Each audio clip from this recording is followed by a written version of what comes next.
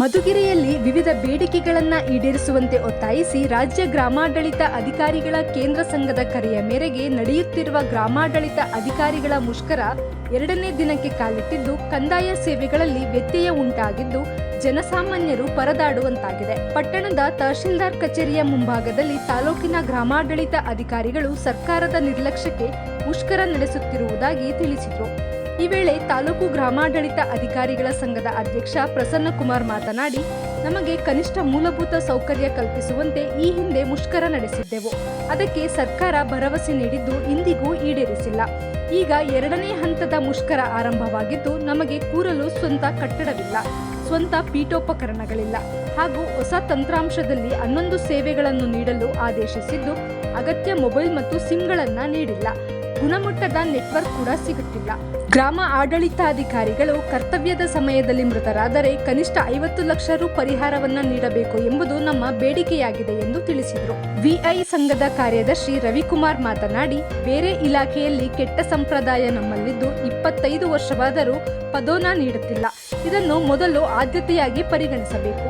Over time ಕೆಲಸಕ್ಕೆ ತಡೆ ಹಿಡಿಯಬೇಕಿದ್ದು, ಇದರಿಂದ ದುಶ್ಚಟಗಳಿಗೆ ಬಲಿಯಾಗುತ್ತಿದ್ದಾರೆ.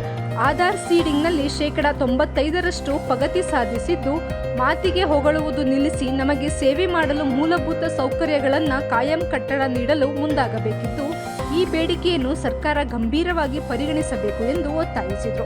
ಇದೇ ವೇಳೆ ವಿಐ ನವೀನ್ ಕುಮಾರ್ ಮಾತನಾಡಿ, ಕೈಕಟ್ಟಿ ಕೆಲಸ ಮಾಡು ಎಂಬುದು ಈಗಿನ ಅಧಿಕಾರಿಗಳ ಧೋರಣೆಯಾಗಿದ್ದು, ಸಾರ್ವಜನಿಕರ ಕೆಲಸ ಹೇಗೆ ಮಾಡಬೇಕು, ಕನಿಷ್ಠ ಮೂಲಭೂತ ಸೌಕರ್ಯಗಳನ್ನೇ ನೀಡದೆ ನಮಗೆ ಸಮಸ್ಯೆಯಾಗಿದೆ. ನಮ್ಮ ನೆರವಿಗೆ ಯಾರೂ ಬರಲ್ಲ. ಅಧಿಕಾರಿಗಳು ರ್ಯಾಂಕಿಂಗ್ ಬೆನ್ನು ಬಿದ್ದಿದ್ದು, ಇದರಿಂದ ನಮಗೆ ಮುಕ್ತಿ ಕೊಡಬೇಕು ಎಂದು ಮನವಿ ಮಾಡಿದರು. ಇದು ಕರುನಾಡ ನ್ಯೂಸ್, ನಿಮಗಾಗಿ, ನಿಮ್ಮ ಸೇವೆಗಾಗಿ.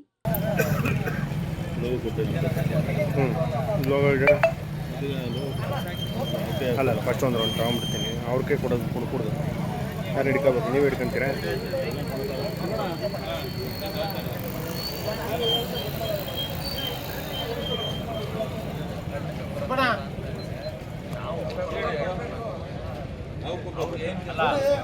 ತಪ್ಪಿಲ್ಲ ಸುಬ್ರಣ್ಣ, ಆಯ್ತು ಬನ್ನಿ ಎಲ್ಲ.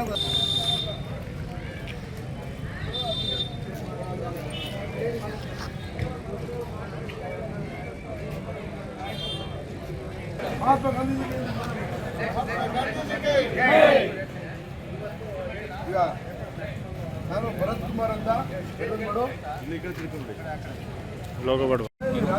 ನಮ್ಮ ಗ್ರಾಮ ಕರ್ನಾಟಕ ರಾಜ್ಯ ಗ್ರಾಮ ಆಡಳಿತಾಧಿಕಾರಿಗಳ ಕೇಂದ್ರ ಘಟಕದಿಂದ ಏನು ನಮಗೆ ಒಂದು ಮುಷ್ಕರವನ್ನು ಕೈಗೊಂಡಿತ್ತು. ಈ ಒಂದು ಮುಷ್ಕರದ ಪ್ರಯುಕ್ತ ನಾವು ಇಂದು ಮುಷ್ಕರ ನಂಬಿಕೊಂಡಿದ್ದು, ನಮಗೆ ಮೂಲ ನಮ್ಮ ಡಿಪಾರ್ಟ್ಮೆಂಟಲ್ಲಿ ಏನು ಸಮಸ್ಯೆ ಇದೆ ಅಂದರೆ, ಸುಮಾರು 20 ರಿಂದ 25 ವರ್ಷ ನಾವು ಸರ್ವಿಸ್ ಮಾಡಿ ಸಮೇತ ಒಂದು ಪ್ರಮೋಷನ್ಸ್ ಇಲ್ಲ. ಯಾವ ಡಿಪಾರ್ಟ್ಮೆಂಟಲ್ಲಿರೋಂಥ ಕೆಟ್ಟ ಪರಿಸ್ಥಿತಿ ನಮ್ಮ ಡಿಪಾರ್ಟ್ಮೆಂಟಲ್ಲಿದೆ.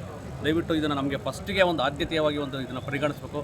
ನೆಕ್ಸ್ಟ್ ನಾವು ಮತ್ತೆ ಓವರ್ ಟೈಮ್ ಕೆಲಸ, ಬೆಳಗ್ಗೆ 7 ಕೆಲಸ ಸ್ಟಾರ್ಟ್ ಆದರೆ ಮತ್ತೆ ರಾತ್ರಿ 10 ಗಂಟೆ ಆಗ್ಬೋದು, 8 ಗಂಟೆ ಆಗ್ಬೋದು, 9 ಗಂಟೆ ಆಗ್ಬೋದು. ಕುಟುಂಬದ ಜೊತೆ ಎಲ್ಲ ಕೆಲವು ವಿಗಳು ಸಮೇತ ಯಾರೂ ಸಮೇತ ಬರೆಯೋಕ್ಕಾಗ್ತಿಲ್ಲ. ಕೆಲವು ದುಶ್ಚಟಗಳಿಗೆ ಬಲಿಯಾಗ್ತಾ ಇದ್ದಾರೆ. ಈ ಥರ ಒಂದು ದೊಡ್ಡ ಸಮಸ್ಯೆಗಳಿದೆ, ಸುಮಾರು ಸಮಸ್ಯೆ ಇದೆ ನಮ್ಮ ಡಿಪಾರ್ಟ್ಮೆಂಟಲ್ಲಿ. ನಮ್ಗೆ ಯಾವುದೇ ರೀತಿಯ ಒಂದು ಇದೇ ವರ್ಕು ಚಾಟ ಇಲ್ಲ. ನಮಗೆ ಪ್ರತಿಯೊಂದು ಡಿಪಾರ್ಟ್ಮೆಂಟ್ ಕೆಲಸದ ಸಮೇತ ನಮ್ಗೆ ಹೇಳ್ತಾ ಇರ್ತಾರೆ.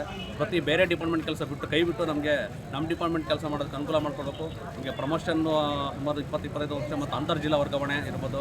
ಸುಮಾರು ಒಂದು 10-15 ವರ್ಷದಿಂದ ಸಮೇತ ಇಲ್ಲೇ ಇರ್ತಾರೆ. ಅವ್ರಿಗೆ ಯಾವುದೇ ರೀತಿ ವರ್ಗಾವಣೆ ಇರೋದಿಲ್ಲ.